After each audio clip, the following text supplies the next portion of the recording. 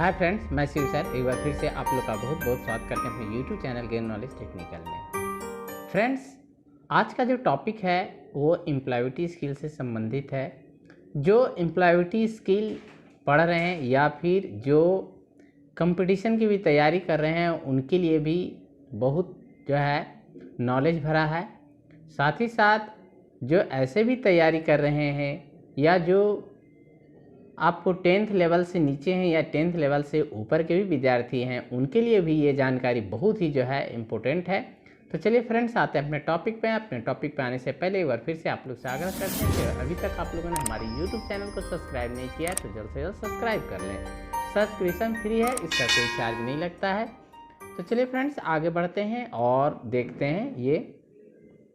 तो पहला जो हमारा है ISRO, जिसे हम इसरो के नाम से जानते हैं, तो इसका फुल फॉर्म क्या होता है? तो इसका फुल फॉर्म होता है इंटरनेशनल स्पेस रिसर्च ऑर्गेनाइजेशन। आप यहाँ पे देख पा रहे हैं। तो इसरो का जो हमारा फुल फॉर्म होता है वो होता है इंटरनेशनल रिसर्च स्पेस ऑर्गेनाइजेशन। ये इसका पूर्ण रूप होता है जो आप अपने स्क्रीन पे देख पा रहे हैं। तो आपको ये याद रखने की ज़रूरत है। आगे बढ़ते हैं और अगला देखते हैं। अगला आपका है ISDN का मतलब क्या होता है? ISDN का मतलब होता है इंटीग्रेटेड सर्विस डिजिटल नेटवर्क, जिसका फुल फॉर्म आपका होता है इंटीग्रेटेड सर्विस डिजिटल नेटवर्क। उसके बाद जो हम आगे जानते हैं, आगे हमारा सार्क का मतलब क्या है? देखिए, बार बार जो पूछा जाता है कि अभी जो हमारे देश के प्रधानमंत्री सार्क देशों के सम्मेलन में गए हैं, तो उसका फुल फॉर्म क्या होता है? तो सार्क का जो फुल फॉर्म होता है वो होता है हमारा south Asian association for regional cooperation. तो सार्क का जो हमारा फुल फॉर्म हो गया, ये हो गया south Asian association for regional cooperation. अब जैसे आगे बढ़ते हैं और आगे हमारा है अब OMR का मतलब क्या होता है? तो OMR का मतलब होता है ऑप्टिकल मार्क रिकॉग्निशन। तो OMR का कहीं कहीं लिखा हुआ रहता है ऑप्टिकल मार्क रीडर या फिर ऑप्टिकल मार्क रिकॉग्निशन। हमारा OMR का फुल फॉर्म होता है, जो हमें जानना बहुत ज़रूरी है। आगे बढ़ते हैं और आगे देखते हैं हमारा कंप्यूटर। देखिए, बहुत ही इम्पोर्टेंट है कि कंप्यूटर का मतलब क्या होता है। तो कंप्यूटर का मतलब होता है common oriented machine particularly United and use under technical and educational research. तो कंप्यूटर का हमारा जो पूर्ण रूप हुआ C for common, O for oriented, M for machine, P for particularly, U for United और एंड U फॉर हमारा यहाँ पे यूज्ड हो यूनाइटेड एंड यूज्ड अंडर, और T फॉर हो गया technical, and E for educational, R for research. तो ये बहुत ही इम्पोर्टेंट है। इसको उम्मीद करता हूँ कि इसे आप लिख लेंगे और अच्छी तरह से याद कर लेंगे। ठीक है, आगे बढ़ते हैं और देखते हैं अगला वायरस। वायरस का मतलब क्या होता है?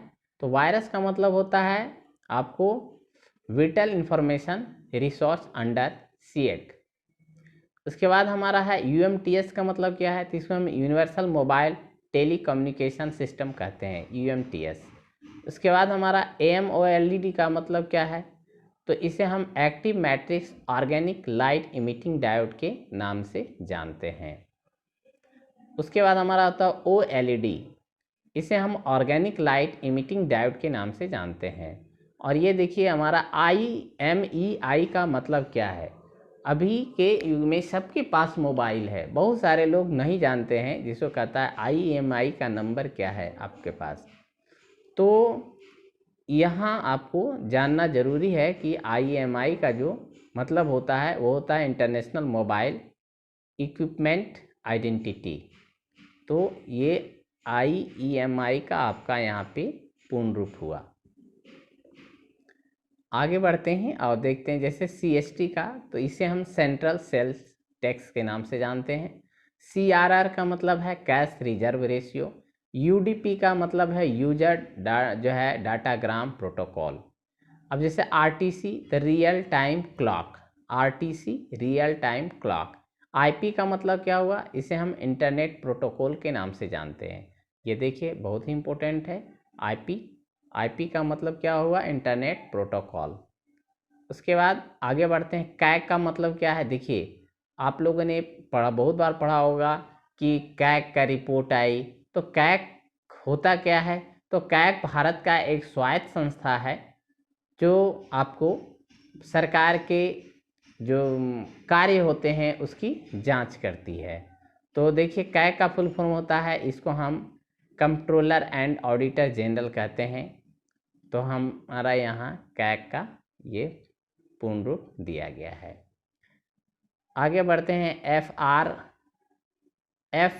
आर ए का मतलब क्या होता है, इसे एफ ई आर ए का मतलब क्या होता है, तो इसे हम फॉरेन एक्सचेंज रेगुलेशन एक्ट कहते हैं।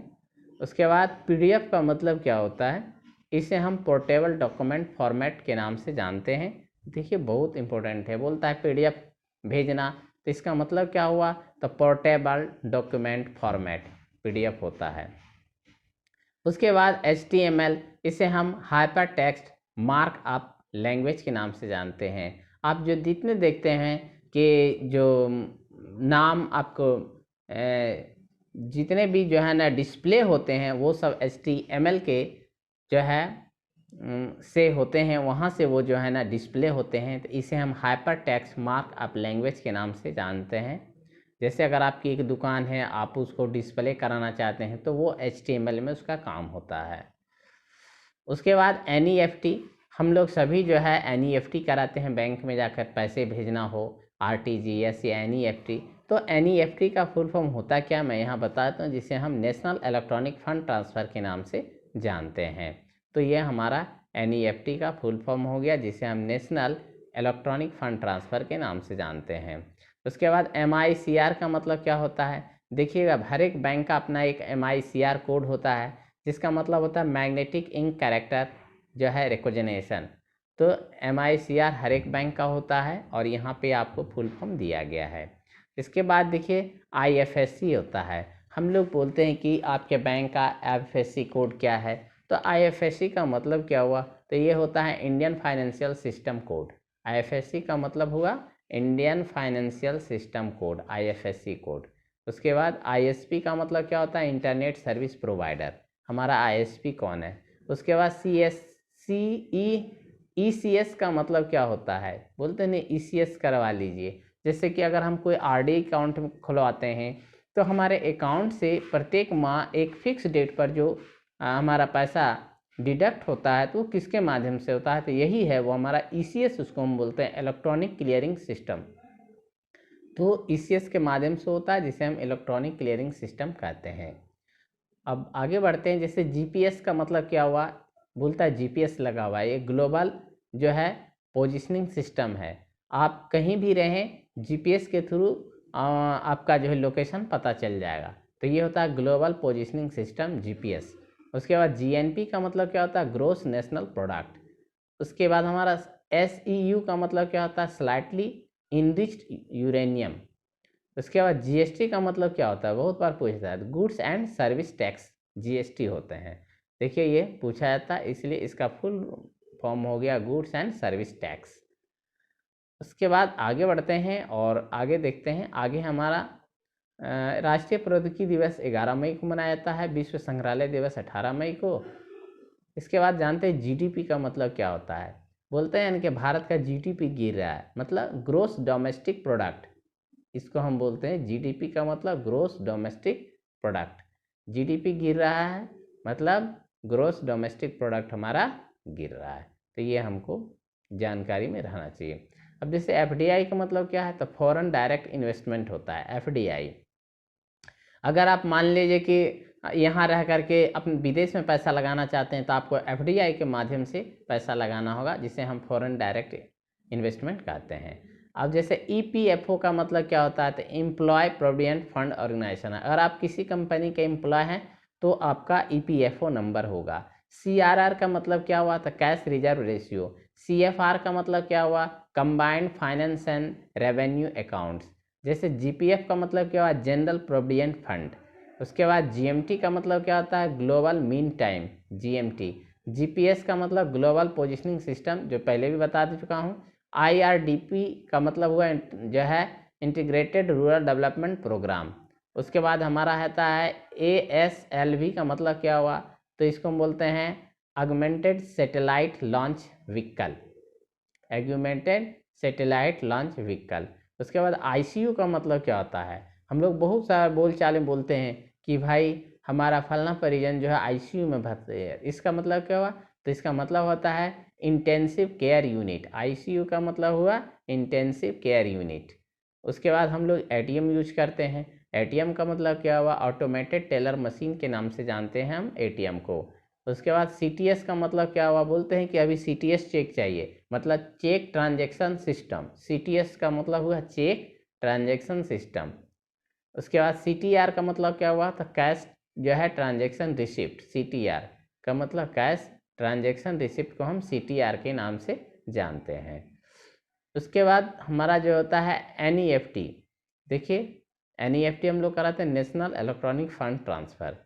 तो यहाँ पे हमने आपको कुछ इम्पोर्टेंट जो फुल फॉर्म थे, जो हम लोग के डेली हम लोग के जो है दिनचर्या से जुड़े हुए हम लोग दिन भर जो काम करते हैं, तो उसको लेकर के था। और साथ ही साथ ये हमारे जो है ITI में आपका एक पेपर है, उस पेपर का नाम है एम्प्लॉयबिलिटी स्किल, उसमें पूछे जाते हैं, तो इसी के लिए मैंने ये तैयार किया है। तो फ्रेंड्स आज के लिए इतना ही, बहुत बहुत धन्यवाद।